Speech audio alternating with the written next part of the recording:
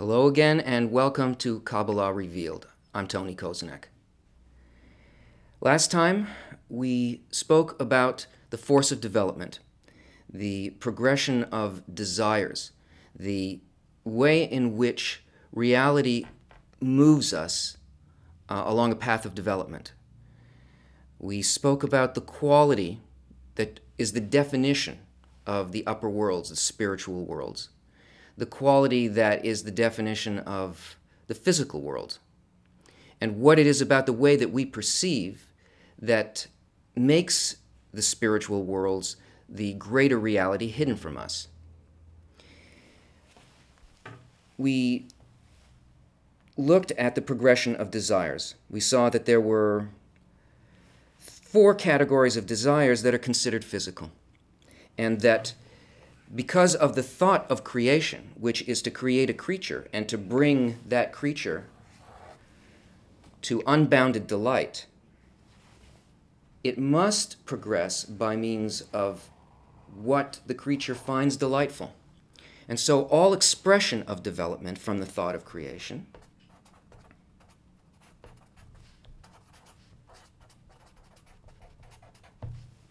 is expressed through a lack and a filling. And we saw that desires progressed from simple desires, animal desires for sex, for shelter, food, family.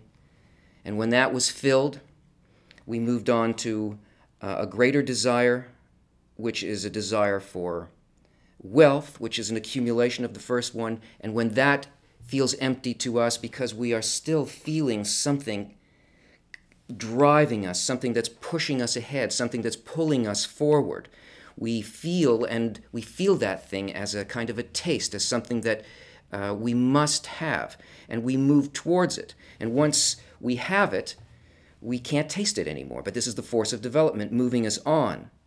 And from wealth, we move on to fame, power. Once we fill that, we're moved on by our emptiness into knowledge. And then once we find knowledge empty, we find ourselves in a confusing situation in which nothing from this world can satisfy us. And if you recall, it's at that point at which a completely new level of development becomes accessible to us. So, when that special desire enters the heart from the spiritual, which is qualities of the will to bestow, it changes everything within the human heart. And the human heart, when you hear the term heart in Kabbalah, it means the sum total of all desires that a person has. This heart is still filled with desires that come from the physical world. These are still the things from categories 1, 2, 3, and 4. This desire, which is a desire to reach the spiritual, is called Israel, from 2 Hebrew words, yashar, meaning straight, and el, meaning God. A desire for a direct connection with God. These corporal desires are called nations, the nations of the world. In other words, the desires of the physical world. Up until this point, the force of development, the way in which desire moved us until we came to a point where we actually needed to feel what was above the physical world, happened in an unconscious way. But from now on, it has to happen in a conscious way, because this point in the heart is a spiritual gene. It's like the embryo of the soul, and the soul is a kind of a desire. And it must be filled, the heart must be filled with this desire. It must fill everything despite these other corporal desires. In other words, all of the desires that we have to undergo a transformation, a correction. And it's by correcting these desires that the desire to go directly to God can be fulfilled. Now, why is that?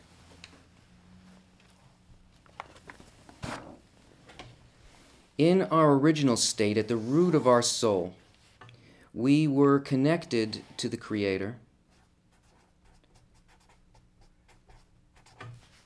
as the creator and the creature. In fact, these are the only two things that exist in creation, the creator and the creature. And here we were adhered to the creator as one being, as one unified creature. But because of the thought of creation, which is to create a creature and fill it with delight, that was only the starting point. It was the beginning of a system. And this quality of the creature, which is the will to receive, started to expand purposely. And as a result of the expansion of this quality, of this desire to receive for myself alone, a greater diversity in quality started to grow between the quality of the creator, which is bestowal, and the quality of the creature, which is reception. And as this egoistic intention expanded, the first creature, the whole creature, the collective soul called Adam Harishon,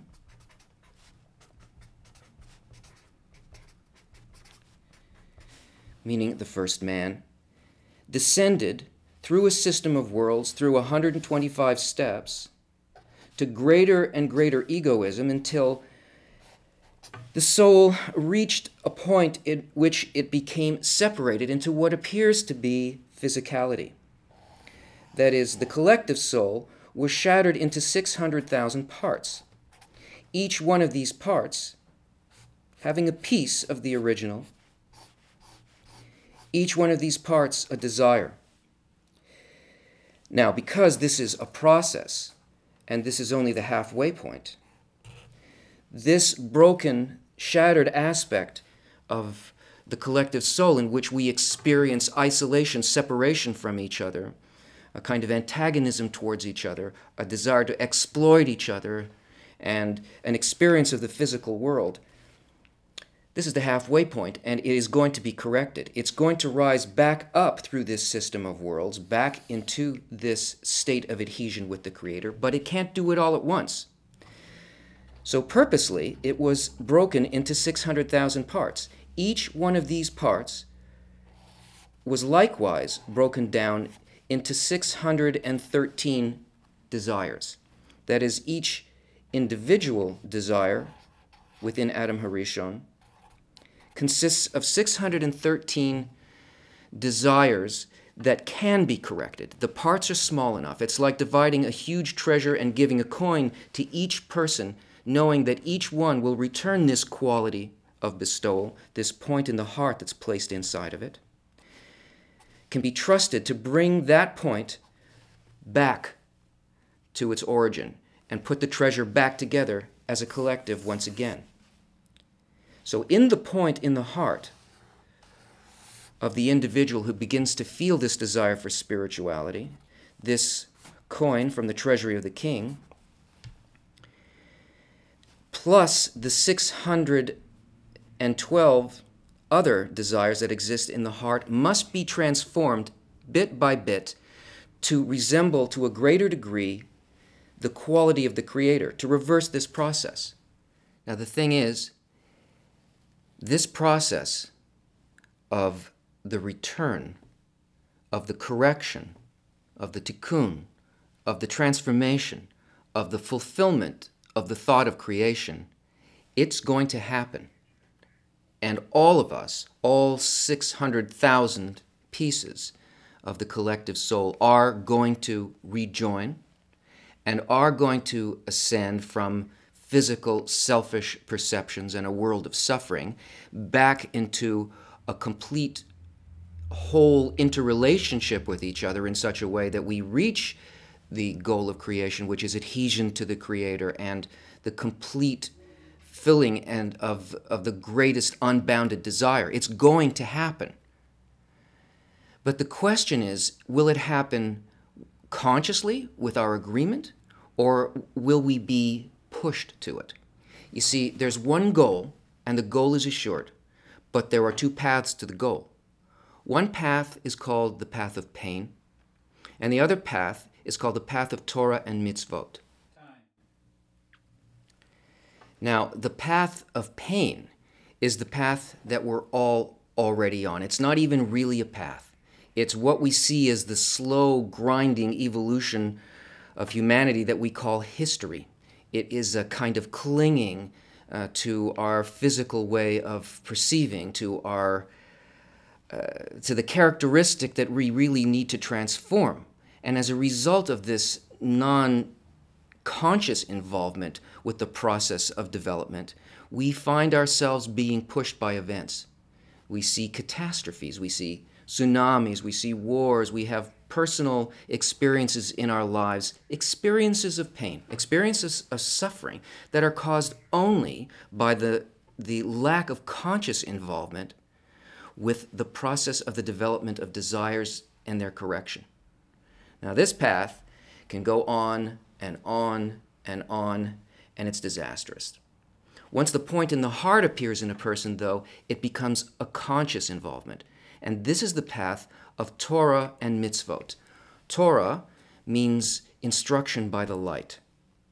And mitzvot means a transformation of a quality of one of the 613 desires from its egoistic expression to its altruistic expression.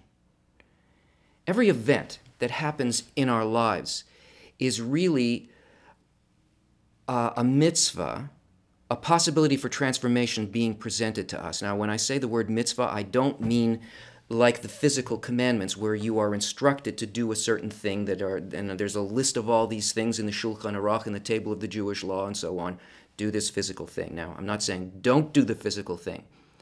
But what I mean is that this is an inner correction. It's a correction of desire.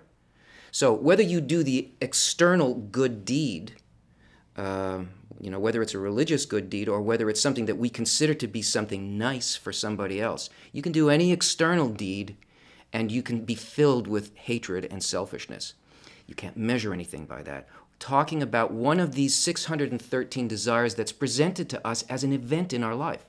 Our entire lives are planned in such a way by this process of development to present us with the opportunity to take what we first feel as a desire to receive for myself in a given situation and transform that into its altruistic form, to try to understand what the thought of the Creator is, the thought behind giving me that situation.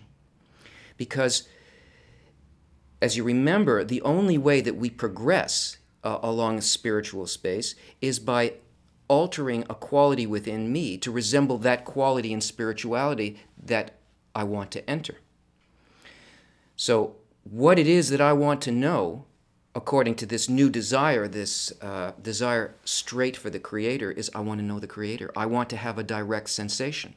I want to feel in my desires, in the tangible things that occur in my life, what is the thought of the one, of the upper one, of that upper level that gave me this perfectly structured situation, that gave me this opportunity, like a birthday present, for me to take it first in its corrupted form and by analyzing this and seeing what it is, feeling what his thought is behind it. That's a mitzvah. That's tikkun. That's transformation.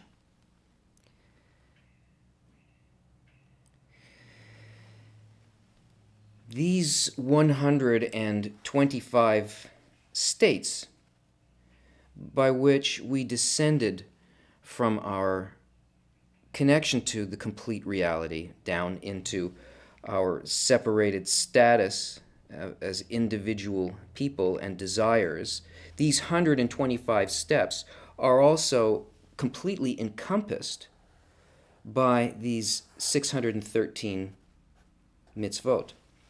So that the correction of these transformations will bring the individual all the way back up the ladder.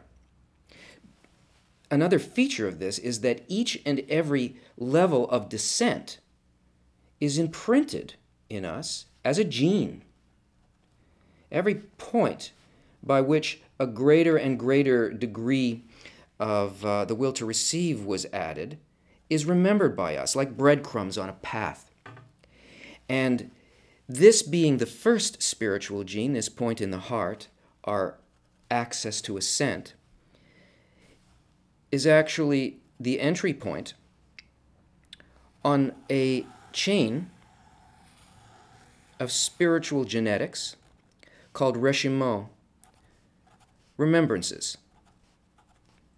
And all of the events that happen in our lives that bridge us between these 613 transformations of the will to receive to the will to bestow that bond us to the Creator, each event is laid out for us in a perfect pattern so that we have the opportunity to recognize what it is that we need to do. Now, this action of correction and transformation, this tikkun, is not done by us. It's done as a result of a desire that we have to make this contact with spiritual light. And as a result of the desire that we have, the work is done by the light. It's an action done on us by surrounding light. The Zohar says, when a person comes to purify themselves, they're help from above. In other words, it's as a result of a gut-level need that used to be a need for those four corporal desires being transformed into a greater and greater need to know what the quality of bestowal actually is. We can't reach this ourselves. This work is called the work of God, not because we go out there like a bunch of nice soldiers and do the job that God assigned us. It's because the work itself of transformation, purification, tikkun, is done on us by the light as a result of an expanding desire.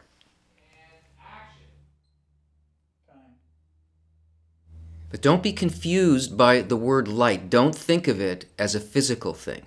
Remember that the quality of the spiritual world is a quality of attributes. It's a quality of intention, feeling states. And if you want to feel the contrast between your intention and the intention of the light, then you can't simply have a desire and have it filled directly by some kind of pleasure the way that we do that in the physical world. In order to feel the difference between our state and the state of the light, my intention and the intention of the light, it's necessary to have a sensor, something that can feel the light. And this sensor must be an intention. It's called a screen. This is what we referred to in our last show as the additional sense, the sixth sense. Now, this screen acts as a resonator, a contrast point between the desire that sends this which is given by the light, and rather than having it just go directly in, it hits this screen and it causes a sensation of difference between the intention here and the intention here. And this screen, or masach, this is the tool. This is the way in which we can turn the will to receive, which is our matter, and the only tool that we have to work with, into something very different.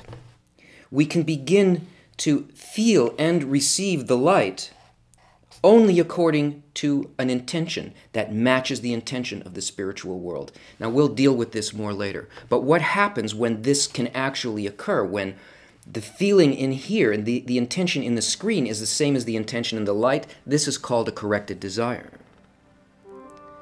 And this contrast creates a need in us, the right need, a particular need. It builds a lack in a particular direction. It makes us want to feel what we don't have, and that is the sensation of the light, the thought, the intention behind the light. And it moves us in the intended direction of greater and greater correction.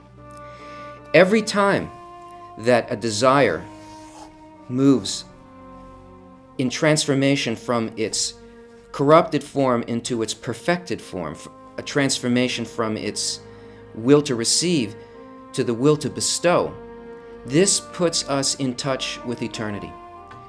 It connects us more and more to the thought behind the entire process.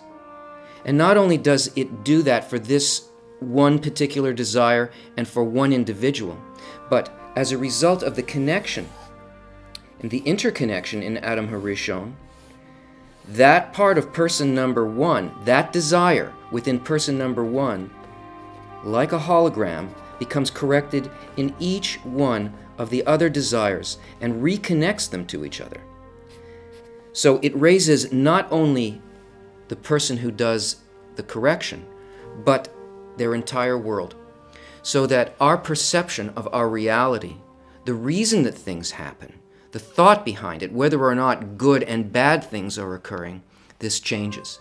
A person can feel the total goodness behind the guidance of the entire system and is no longer fooled by physical ideas of what's good and evil.